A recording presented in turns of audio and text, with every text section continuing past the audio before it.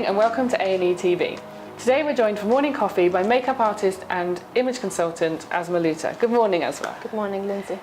So to kick things off, Asma, tell us what's your morning routine? So basically, my morning routine is not something that is similar every day. Because I don't have, like, working as a makeup artist and then as an image consultant is not. Some days I have clients in the morning. Sometimes I just do some work in the morning. So it depends. But usually when I wake up, the first thing I do in the morning is just refresh my skin. First of all, the most step that I feel that it really wakes me up. I like to spray my face with rose water, okay, and then have my morning green juice every day. If you follow me on social media, every day I post a recipe for my green juice every morning.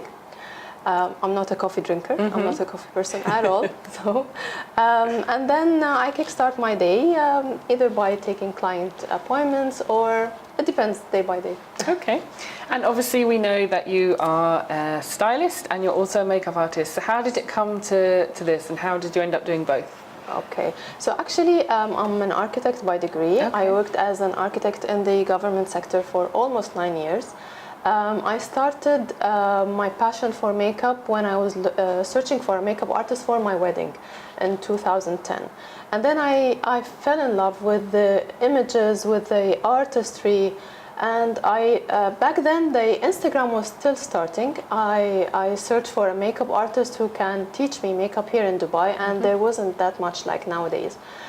So I found an amazing makeup artist who taught me, gave me a private course, and then I started applying makeup on anyone and everyone who could let me, like family, friends, and then I started taking clients gradually.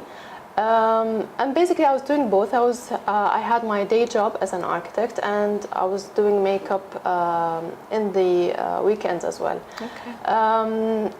Almost like 2 years ago or 2.5 years ago, I fell in love also with fashion. I love fashion since I was young. My passion was makeovers. I love to watch makeover shows on the Oprah show, on all that TV show. It really makes me like feel amazing to see this before and after photos. So I studied image consulting as well in London College of Fashion 2 years ago, and then I decided to quit my day job as an architect and do this thing full time. Okay, amazing. Yeah. So tell us, what is the one makeup tool that you can't live without, or the makeup product you can't live without? Okay, as a makeup tool, definitely it will be my beauty blender. I cannot live without my beauty blender. Like, it's the only one item. If I don't have it in my makeup kit, I would panic, actually. For a makeup product, it depends. Like, every now and then I change between products. So there is no like one certain product that I cannot live without.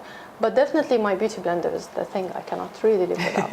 Okay, and what about trends in makeup? What trends can we expect to see coming up in the next few months? Actually, trends nowadays is basically the dewy skin, the natural looking skin, the skin that looks really like skin, basically.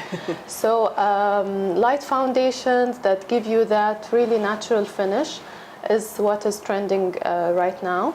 I love also adding a little bit of shimmery eyeshadow on the lower lash line. It gives this like sparkly eyes. Yeah.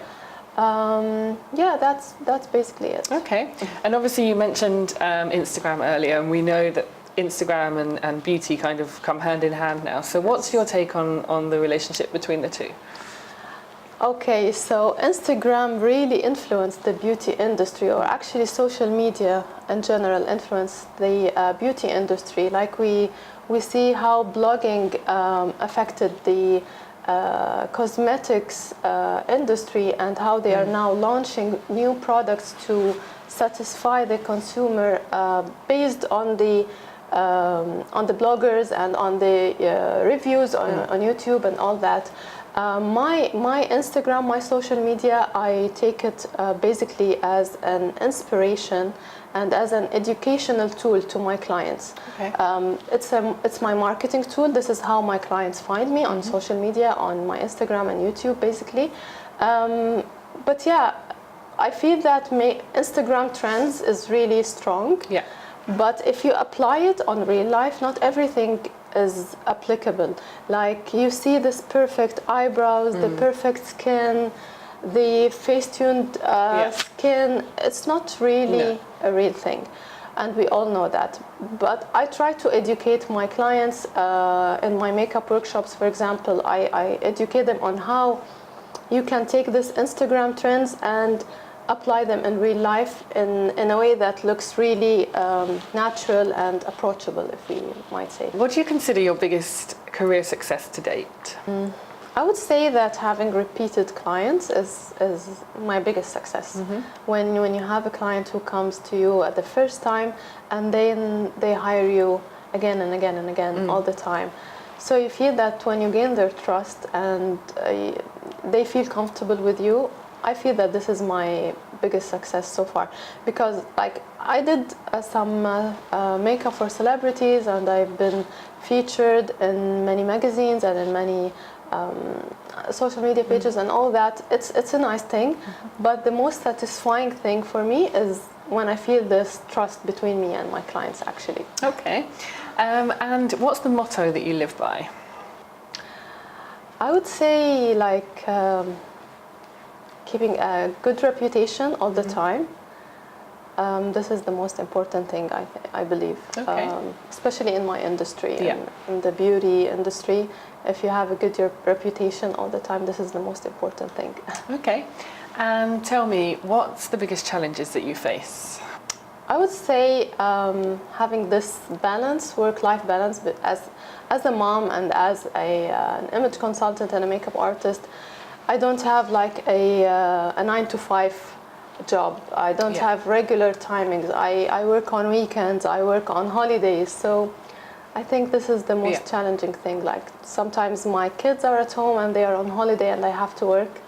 I believe this is the most difficult thing, but okay, it's fine.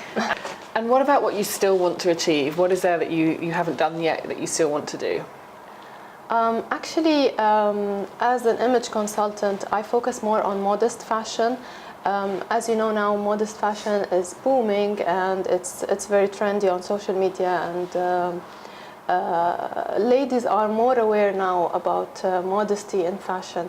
So I feel that here in the UAE, especially with my UAE clients, I love to educate them more about the modest fashion, being trendy and stylish, and at the same time be modest and elegant. Okay. I'd say that. And who or what is it that influences you the most with what you do? In general, I was so influenced by Oprah Winfrey. I used to watch her show all the time back then, and I loved the makeovers episodes, especially when she does this before and after, and this extreme makeovers. I love how she was inspiring and how strong she was when she first started, and she proved that by being yourself, people will accept you and you will be more successful. In the beauty industry, I love a lot. I'm inspired by so many talented makeup artists out there. Pat McGrath, Charlotte Tilbury, Jordan Liberty. There's so many names out there. So tell me, if you could give your younger self one piece of advice, what would it be? I would say believe in yourself and have more trust in yourself. I was so shy as a teenager growing up, and I knew back then that I had talent and I had skills, but I didn't have the self-confidence to show it to the world. So yeah, have more self-confidence. Okay. And if you could tell yourself something 10 years from now, what would that be? Maybe enjoy your time a little bit more and just start, just live in the moment more. Okay. Okay, can you complete the sentence for me? I'm happy when? I'm happy when I'm around my children. I'm happy when I'm at the beach, my favorite place. I'm happy when I have hugs from my clients after I finish doing their makeup, or after giving them a full makeover, and I see the sparkle in their eyes. I feel so happy. Okay, and what do you say no to? I say no to anything that is against my values. If I don't believe in something, I would never do it. Like if it's against my integrity, if it's against honesty, definitely it's a no for me. Now, as a stylist, this is a very big question for you. How would you describe your style in one word? I would say elegantly modest. Okay. Yeah, I would like to combine always modesty and elegant. Okay. And are you reading a book at the moment? Yes, I'm actually reading 2 books simultaneously now. I'm reading a book called Ikigai. I can't really pronounce it really well, but it's the Japanese philosophy of living a longer life. Okay. And I'm really enjoying this book. Okay. Final question to finish off. How would you like the world to remember you? I would like the world to remember me as a person who spread beauty and who made someone feel better about themselves. This is if I have an impact on a young lady or on a mom to feel more confident, to let herself shine from the inside out, I feel this is like the impact or how I like people to remember me. Okay, perfect. Asma, thank you so much for joining us Thank you so today. much, Nancy. I really enjoyed this interview.